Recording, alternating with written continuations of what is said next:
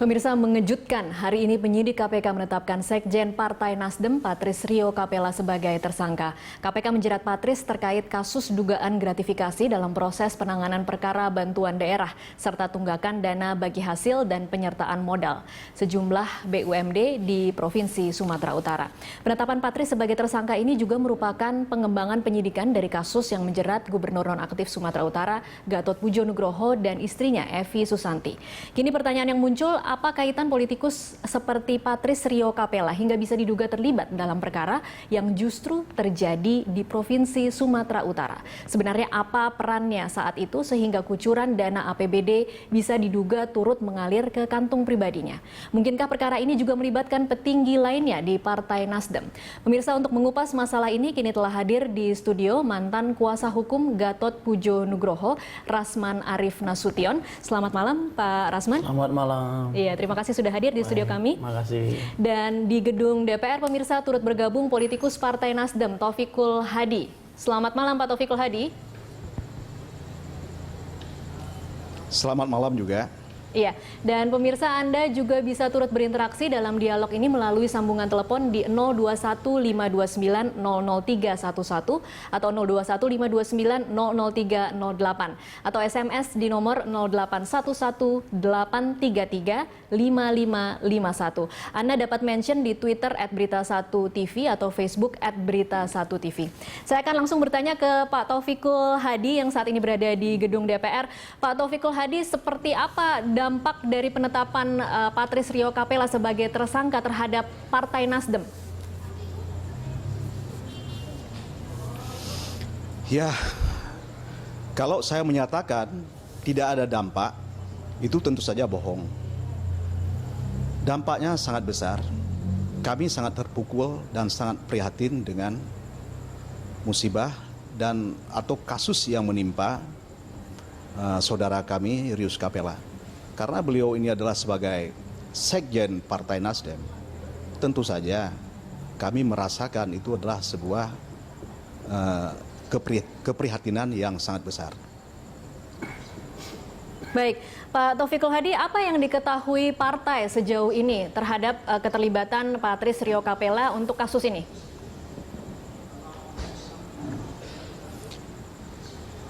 Kami tentu saja tidak mengetahui hal tersebut. Kalau kami mengetahui sejak awal, tentu saja kami akan membendungnya. Karena itu adalah sangat personal persoalannya. Dan semua yang terjadi kalau benar seperti yang didakwa oleh KPK, itu adalah persoalan yang sangat pribadi, yang tidak terkomunikasi dengan siapapun. Nah, tetapi meskipun begitu, kami berharap KPK sebagai lembaga yang kami yakini adalah tempat mencari keadilan dan mampu memberi keadilan kepada warga negaranya, maka kami mendorong kepada Pak Rio Capella untuk menghadapi persoalan tersebut. Kami yakin bahwa KPK akan memberikan keadilan tersebut. Oke, Pak Taufikul Hadi, Anda yakin bahwa ini adalah tindakan pribadi, bukan tindakan berkelompok atau dengan seseorang lainnya atau dengan seseorang yang posisinya lebih tinggi di Partai Nasdem, lebih tinggi daripada seorang Patris Rio Capella?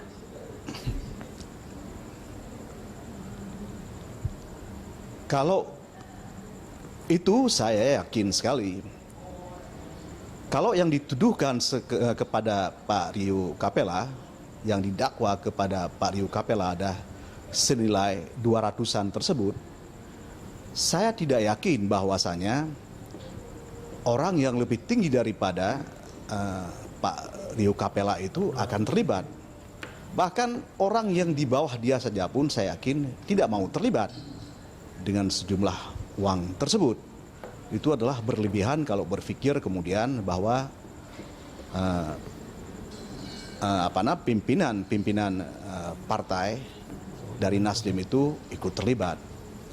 Oke. Saya menjamin paling tidak ini adalah kepada anggota Nasdem bahwa tidak ada orang lain yang terlibat di dalam kasus ini. Anda yakin tidak ada orang lain yang terlibat? Apakah memang sudah dilakukan evaluasi secara internal, Pak Taufikul Hadi? Nah, Nah, ini kan adalah persoalan hukum, persoalan penegakan hukum. Kami persilahkan kepada lembaga penegakan hukum. Kalau memang ada anggota pimpinan dari Partai Nasdem juga yang lain terlibat, kami persilahkan untuk mengambil tindakan hukum. Tidak ada masalah sama sekali. Kami tidak main-main masalah penegakan hukum. Komit 100% masalah penegakan hukum. Kami tidak ingin ada gap antara kata-kata dengan tindakan. Masalah penegakan hukum. Baik. Siapapun yang terlibat, silahkan. Kalau memang KPK yang menangani, silahkan KPK masuk lebih jauh di dalam persoalan ini. Dan benar atau tidak seperti yang saya sampaikan ini. Oke, baik Pak Rasman, ditahan dulu. Saya akan pindah ke ya. Pak Hadi. Pak Taufik, maaf, saya tahan dulu. Saya akan pindah ke Pak Rasman yang ada di studio. Pak Rasman, kalau kita tadi melihat atau mendengarkan penuturan dari Pak Taufikul Hadi, apa yang mereka ketahui di Partai Nasdem, ini adalah tindakan pribadi. Tapi Anda pernah mengatakan soal pertemuan di kantor DPP Nasdem pada Mei 2015. Apa yang Anda ketahui lebih lengkap tentang itu? Baik, saya izin dulu. Bung Taufikul Hadi, bisa saya menyapa?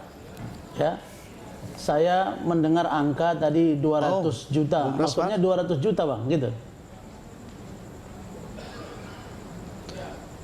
200 jutaan, saya tidak tahu persis. Itu yang diberikan kepada Bang Patris gitu, kira-kira infonya. Tidak, saya belum tahu, itu adalah percakapan orang di luar. Oh begitu. Oke. Baik. Nah sekarang saya ingin katakan adalah bahwa negara kita ini tidak bisa seseorang itu mengatakan bahwa saya mendirikan sebuah partai politik lalu mengklaim bahwa semua kader saya itu akan terbebas dari korupsi.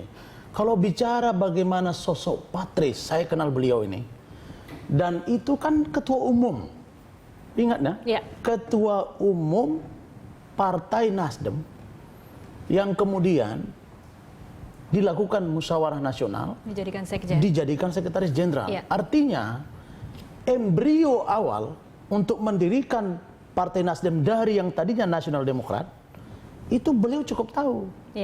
Nah, apa yang mau saya katakan di situ bahwa Pak Surya Paloh sebagai ketua umum Partai Nasdem telah gagal menularkan bagaimana cara menjadi seorang pimpinan teras partai politik yang mengusung perubahan atau restorasi. Kemudian bagaimana partai politik sebesar Partai Nasdem sekarang yang juga bagian dari kekuasaan ternyata elitnya juga tidak bersih. Kalau Bang Rasman, kalau kemudian ada yang mengatakan ini kan oknum, belum tentu by design, belum tentu atas perintah dari. Ini yang saya mau katakan tadi. Karena ini sudah dimulai oleh Bung Taufikul Hadi. Nah, saya tidak mau keluar dari saya. Tapi karena sudah dimulai samar-samar mengatakan angka 200 jutaan, beliau sudah mendengar itu, saya pun pernah mendengar itu. Saya pernah mendengar itu bahwa sebenarnya Bu Evi itu pun kalau saya tidak salah dengar, ini sulitnya. Karena saya harus berbahasa dengan presumption of innocence. Karena itu saya berharap KPK, karena sudah menetapkan status tersangka dari Bung Patris Rio Capella, harus ngomong ke publik bahwa yang disangkakan itu gratifikasi itu atau itu pemberian itu angkanya berapa. Karena yang diinfo, data yang saya terima, mudah-mudahan saya salah, memang Bu Evi sempat mengatakan kepada saya, ada dugaan yang saya tangkap ini pemberian sesuatu kepada Bung Patris itu sekitar 300 jutaan. 300 juta, ini untuk apa? Ya, jadi itu yang saya katakan tadi bahwa sebenarnya bisa saja niat baik dari Pak Surya Paloh ini untuk mau menerima dua kader ini, kan adik beliau nih, beliau orang Sumatera Utara, Tengku Heri itu adalah orang Sumatera Utara, Pak Surya Paloh orang Sumatera Utara, Gatot juga gubernur Sumatera Utara. Beliau mau melakukan pertemuan untuk mengislahkan keduanya yang memang berbeda pendapat, dimediasi oleh Pak Oce Kaligis. Dan menurut Bu Evi juga ini ada peran-peran yang dimintakan dari Pak Patris. Bisa saja peran ini positif maksudnya di dalam pikirannya Pak Surya Paloh. Tapi anak buah yang bermain ini kan beliau tidak bisa kontrol.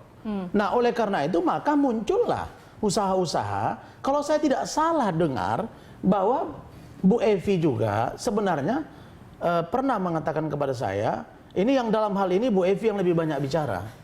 Bu Evi, istrinya Pak Gatot. Kalau Pak Gatotnya sepertinya sudah lebih banyak diam karena beliau itu sudah seperti kebingungan gitu ya. Nah, yang kalau saya tidak salah bahwa sebenarnya Pak Surya Paloh ini pernah menegur Pak Patris ini. Pernah menegur karena terlalu maju dalam urusan penanganan perdamaian atau islah dari Pak Tengku Heri dengan Pak Gubernur Gatot. Sehingga barangkali menurut saya insting politik dari seorang Pak Surya Paloh itu muncul, ini ada apa ini, something wrong nih, jadi ditegur. Oke, Pak Rasman, pada waktu itu. Pada pertemuan Mei 2015 itu sebenarnya Pak Surya Paloh ada atau tidak di? Ada. Jadi surat Bu Evi itu yang disampaikan kepada Pak Oce Kaligis itu poinnya ada 3. Oke, apa saja? Pertama, pertemuan itu dihadiri oleh Pak Surya Paloh, Pak OCK, Ibu Evi, Pak Gatot, kemudian Pak Tengku Heri selaku Wakil Gubernur yang juga Ketua Partai Nasdem. Iya. Di situ ada pembicaraan. Nah, satu ya, itu pertemuan. Yang kedua, apa yang dibahas di situ memang tidak ada pembahasan terkait dengan bansos. Oke. Yang ada di situ pembahasan adalah masing-masing kedua belah pihak mengeluhkan. Ya. Jadi saya juga harus jujur katakan bahwa Pak Tengku Heri juga sudah bicara ke saya. Memang dia merasa bahwa pergantian beberapa SKPD ratusan itu tidak melibatkan beliau. Dia merasa sakit hati di situ. Tapi di sisi lain mungkin menurut Gubernur Gatot, dia punya posisi sebagai gubernur, ya sudah, ini kewenangan saya. Nah, pertanyaan berikutnya adalah, di situ yang dibahas itu adalah bagaimana mengharmonisasi yang 2 orang ini. Sehingga Pak Surya Paloh memang kalimatnya di situ singkat mengatakan bahwa kalian ini kan adik-adik saya. Baik-baiklah supaya Sumatera Utara maju. Itu ada. Tetapi ada di situ namanya konsep yang ketiga. Apa itu? Bagi-bagi kekuasaan. Oke, kita akan perdalam soal itu di segmen selanjutnya. Pemirsa tetaplah bersama kami.